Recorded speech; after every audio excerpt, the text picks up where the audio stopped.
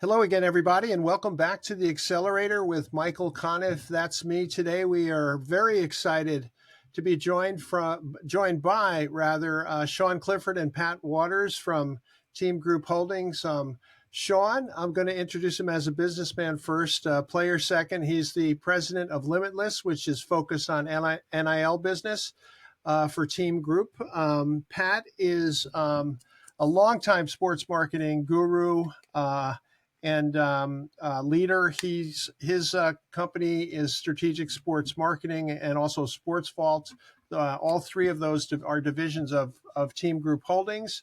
And Sean, of course, has this other like a day job with the Green Bay Packers, playing quarterback. Was a star at Penn State, and had the idea of jumping onto the Limitless, not just the Limitless, the NIL movement, which started, you were still at Penn State, I believe. And I actually just listened to your podcast with your buddy Brenneman called Brenneman Shows Up. Very good podcast. Yep. So I know a little bit of the background, but you played 6 years at Penn State. So you're kind of in a way, historically, like a transition figure, because you were there when it started as an athlete and you started making money. So what was it like not to make money and then suddenly to make money? And then how did that drive you into Limitless?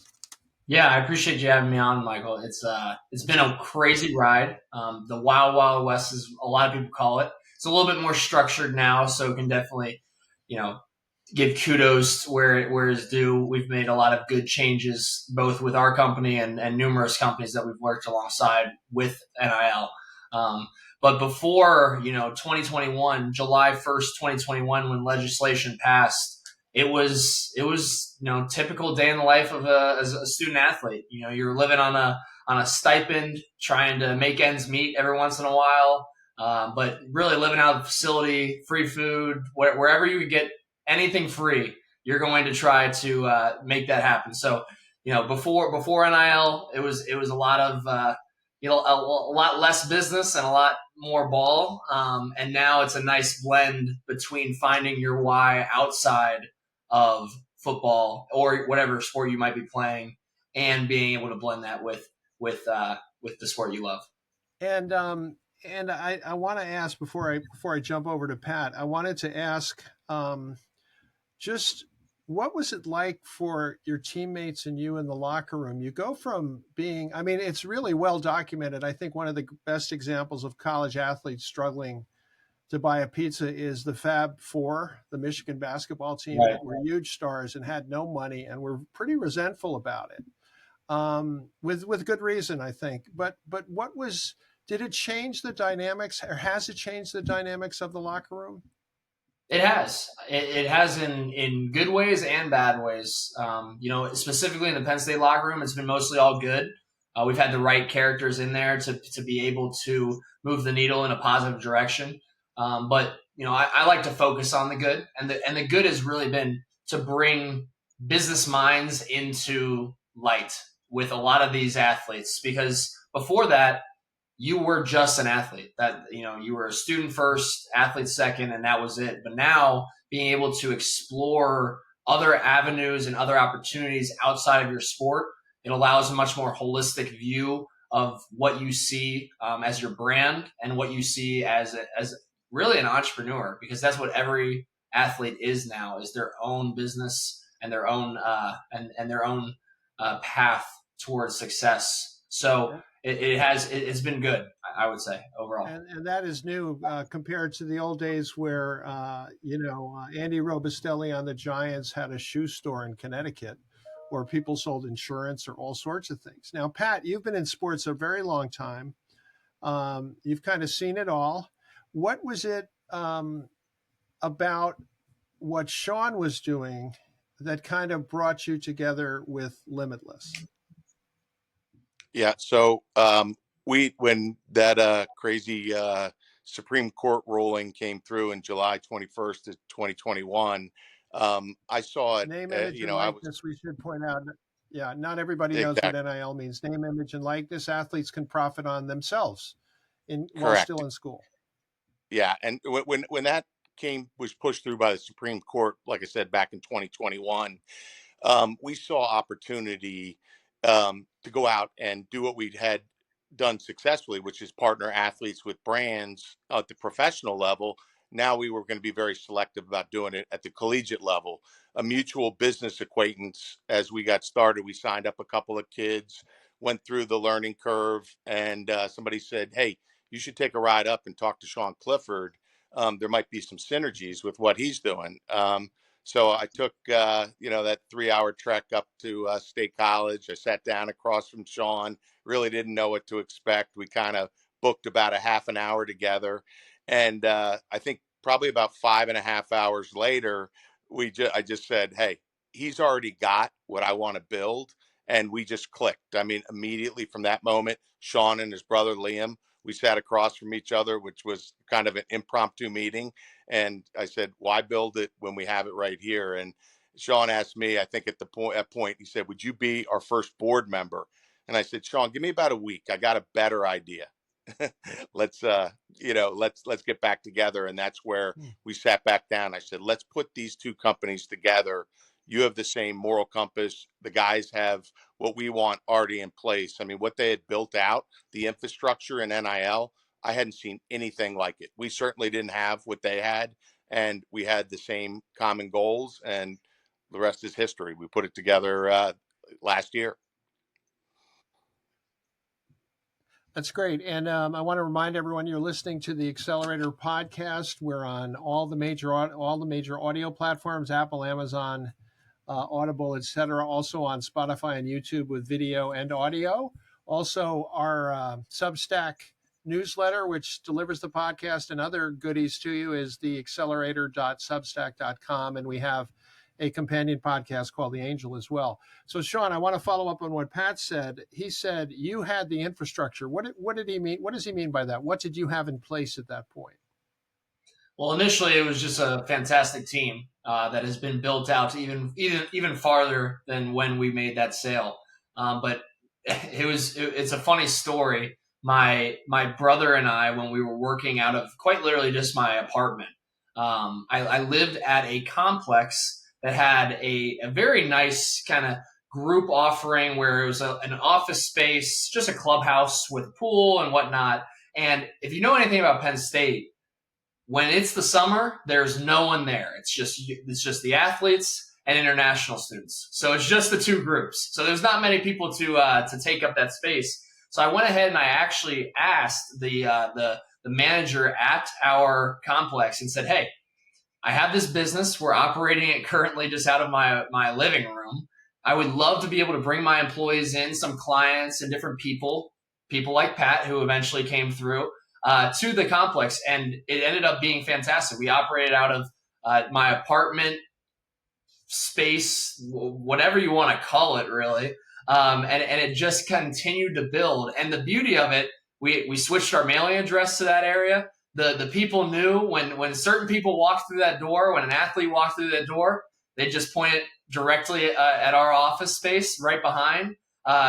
Do we have some interruptions every once in a while? Yeah, but that's what a startup is all about, just finding a way. So it really was as startup grimy as ever. Now we have a nice, beautiful 2-story in Downingtown, Pennsylvania. So can't complain whatsoever, but came a long way. But definitely initially it was a grind. That's great. Now we should also point out you're coming to us from Green Bay, where the food is still free at the facility. So Sean is no fool about that sort of thing. Yes, Pat, go ahead. No, I was going to say, just to add to that, Sean mentioned they used the clubhouse facility. Michael, I'm here to tell you they took it over. I went in there and they had a whole business operating, Uber dropping off athletes. They had little individual meeting rooms within there. It was like Grand Central Station. It was so cool. It just, like I told you, it really did. It got my entrepreneurial juices flowing when I walked out of there. I went to the hotel that night to meet my son and my wife, and I couldn't sleep. The wheels were turning that whole night. You're So it was awesome. Excited. And Sean, when I think about this idea of the athlete as entrepreneur, I give a lot of credit to Magic Johnson as I think kind of showing what could be done with his Magic Johnson. I think it's Magic Johnson Enterprises. But then, correct me if I'm wrong, but I think the money started to go big, get so big at the top of the pyramid. The athletes just had so much money, they had to do something with it, other than you like stick it in a savings account. But now with NIL, do you think that philosophy of an athlete sort of has to be an entrepreneur, has to be an influencer, has to have like a public facing business sense? Is that kind of pervasive, becoming pervasive, both in college and pro sports? I think it's moving the needle forward and growing the industry as a whole. I think it's honestly an extremely fantastic opportunity to be able to not only build your brand and monetize your name, image, and likeness, but a true opportunity to find a why outside of your sport. Because when I found business and when I found this opportunity in this industry, the sports industry, that I really did not know about until NIL came out, I was just a football player. I was a football player just trying to find my way, and the only out was making it to the NFL. But the beauty of what NIL and this industry and everything that's progressed alongside of it is now given athletes an opportunity to really and truly find a why beyond sport. So that way, when they exit sport, whenever that might be, whether it be collegiately, high school, professionally, they have something to lean on because they have developed their mindset outside of what they do on a day-to-day basis. So I think it's fantastic. I'm super pro NIL, always have and always will. Yeah, I that's not surprising, Sean.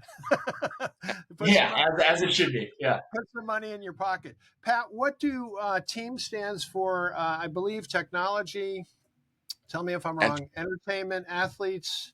What's the M? Media, maybe? marketing. Marketing. Okay, so what do you do for an athlete? So here's my real question for you, Pat, as somebody who's been in this a long time. When I look at this landscape of NIL platforms, it's getting crowded. It's really getting crowded out there, and it's very hard to differentiate one from the other. So I guess what I would ask you, and then I'll ask Sean, is how do you what makes you unique, and how do you make sure you take care of the A team, so to speak? Yeah, well, the A is the key, and um, Limitless, their mantra, which really got me, was for the athletes, by the athletes. So we're hitting on the A, as Sean mentioned. It's not a high level group marketing that's trying to drill into this group.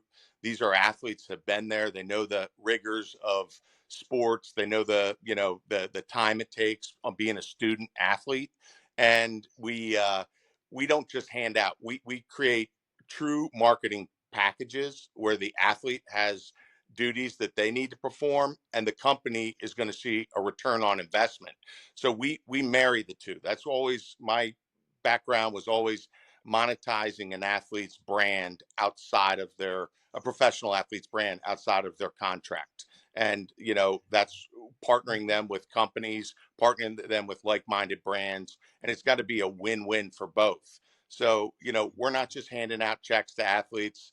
We're not going to knock any of the collectives because they have their place at all the universities, but we truly are a niche boutique marketing company, and the athletes are learning as they go. I think one of the key words that Sean always said is we empower our athletes, right? That's what we do. We empower them to understand how the deal works, how a company needs it has to be a win-win, how a company needs an ROI. And that's what gets you your second, your third, and recidivative deals that come down the road.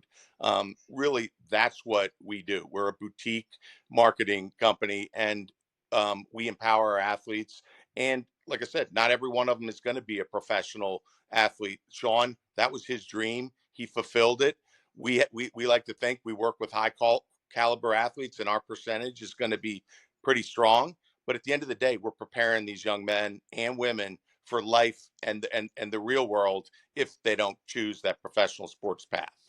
The real world is kind of morphing for this. So Sean, what is your pitch to athletes as an athlete? What do you say, both about the situation they're in and also about what your company can bring to their situation? Yeah, I think that first and foremost, our offering is very clear cut.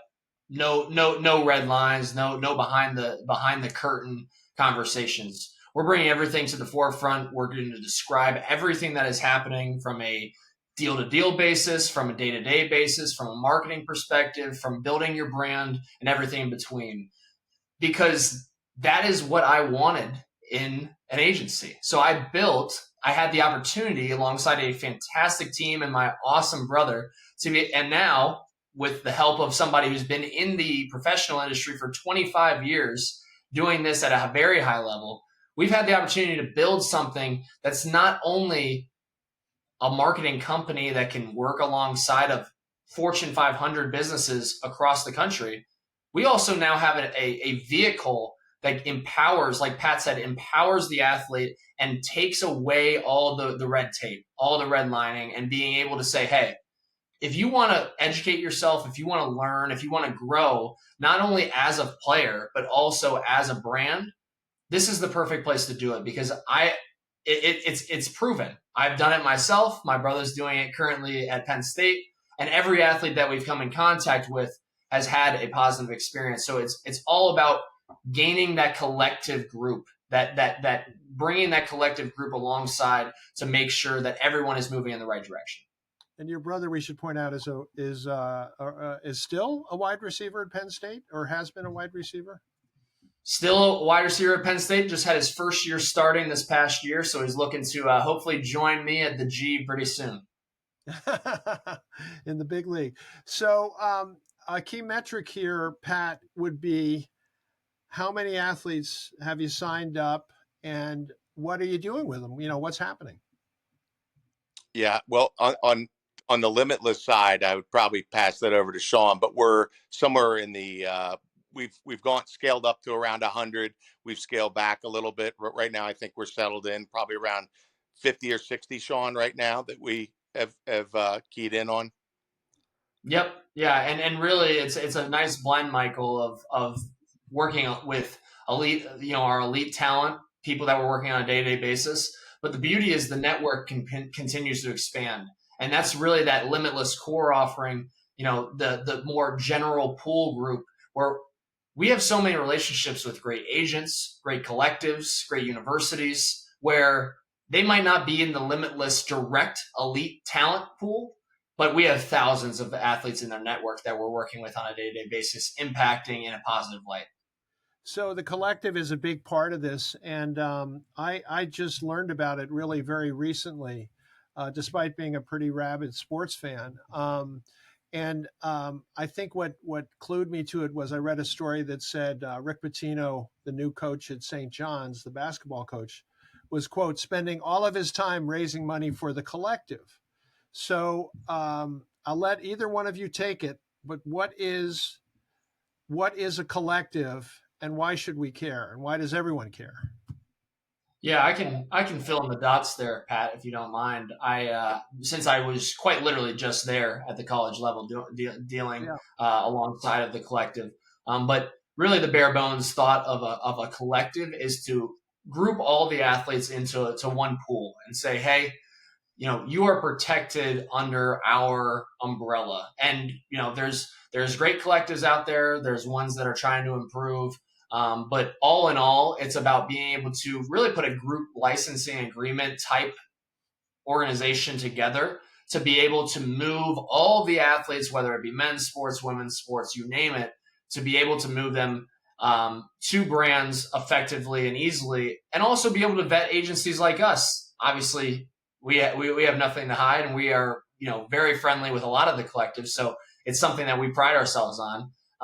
But really, when it comes to working alongside these collectives, their number one thing is trying to push the school and trying to push the motto, the mantra.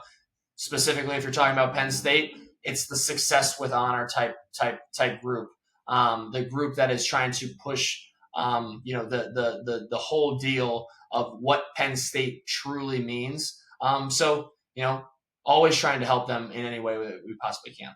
So just and maybe you can clarify this a little bit, Pat. So the collective raises money. effectively, right? But raises money for all athletes or just the upper tier of athletes? Yeah. I've read stories about people saying every lineman is going to get 60 grand or something like that. Is it everyone, or is it just the elite? So each collective has different philosophies throughout the country. They're not every state is regulated the same way. Not every university collective is run the same way.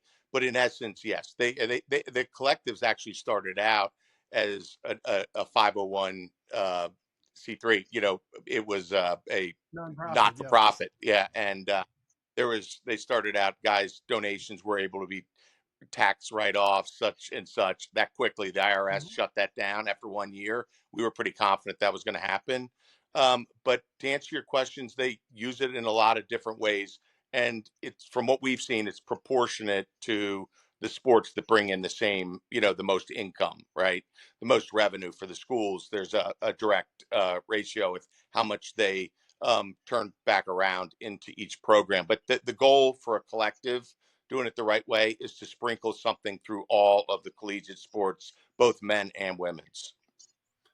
Yeah, so what's interesting is an athlete like Caitlin Clark, biggest female college basketball star, maybe the biggest basketball star right now. Potentially. Um, right? So she's, I think, has a choice, and a similar, not unlike yours, Sean. You decided to spend the sixth year, post-pandemic year at Penn State, and I think you got an advanced degree that way in broadcasting. Is that right? I did, So, yes. so getting ready for the future. But Caitlin Clark, it seems like she might be able to make more money if she stays than if she goes. Is Oh yeah. that is that how you guys read it? Yeah, so it's a pretty interesting case study to look at alongside with a lot of these athletes that are in college right now, because we talk about it always in the locker room. You can look up my salary online. The Green Bay Packers and everybody posts it. I did look up your salary. Perfect. I'm glad that you did. You have a 4-year contract, right? Yes.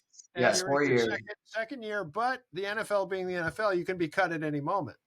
Could be traded, could be cut, could be Yeah. it could be it could go a million different ways. Yeah, it's a Yes. contract until you don't have one. Yes, absolutely. It's a contract until you don't have one. Yeah. But in light of Caitlin Clark and everything that's going on with her, it's really we talk about it all the time in the locker room. Guys and girls are taking pay cuts now to go professional, which is the conversation in itself. Now, I can't say the same. I wasn't taking a pay cut to go back to Penn State. I was going back to Penn State to continue to pursue my dream of playing in the NFL, because at that point, the draft boards and everybody was saying I was not a contender to be there. Now, the Rose Bowl definitely helps. A good season at Penn State definitely helps. So I got to project myself out and be able to build my portfolio and my resume of why I should be in the NFL. So that is one way of looking at it. But for a girl like Caitlin Clark, she 100% going to the professional league would be taking a pay cut. So it is definitely something to watch, something that everybody as a sports fan should be looking at. How are players like that going to handle that type of pressure? And it's going to be interesting how it all plays out. So, Pat, I want to ask you, while we still have a couple minutes, what kind of deals have you done? Who are some of the athletes you're working with on the marketing side? Yeah, so you're talking specifically in NIL or college, or we're Either, kind of whatever you're no. doing. So we do a lot of stuff with teams in the Northeast. We had we have some players lined up. They're not signed deals yet. So with the Kansas City Chiefs, we had some contingencies with a couple of the San Francisco 49ers. We're big in jumping into hot market stuff. That's really a key to success. A consumer with emotion is a spending consumer, and we've Yeah. been very good monetizing that. So that's part of really been our bread and butter on the professional side. One of the things I did want to just circle back to on athletes and people we're working with. Some of our top, one of the things I've been so proud about with Limitless, it's not so much our quantity right now, it's the quality of student athletes we're working with and influencers. Some of our top uh, revenue generators, one of them is a lacrosse player in the Northeast, and one of them is a female basketball player. So, collegiate basketball player. So I really like the fact that we're spread across. People think NIL all about football, right? But the earners and, what we've seen are ones that will, take the advice and follow the the athlete influencer model that Limitless has really created. So, that's where I tip my hat to those guys.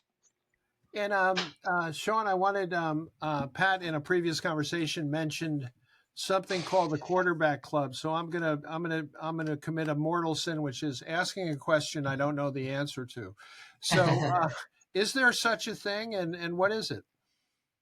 Yeah, so the quarterback club was actually developed. It was myself, Will Levis, who was the starter for the Tennessee Titans, and then a few other guys who are involved with the group. But the quarterback club was quite literally just to bring in great minds, great speakers to be able to educate some of the top quarterbacks in the country.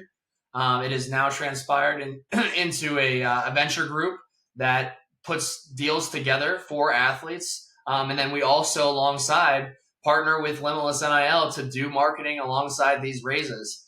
So it has been something that is going to be honestly in the works as we go. Going to be very, very influential for companies that we partner with, but also for the athletes and Limitless as a whole. So it's a win-win-win across the board. A great opportunity to educate, bring in some great networking opportunities to quarterbacks and also just NFL players in general, and get them a seat at the table. Because that's one of the things that I would say a hot button topic right now that is changing. Before, it was a lot more just ownership and founders just sitting at the table talking about athletes. And now there are actual athletes and influencers moving to the table and being able to speak on their own behalf.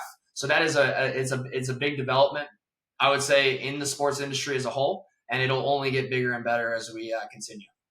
Isn't that because, in at least in part, maybe large part, because athletes have so much money now, professional, athletes.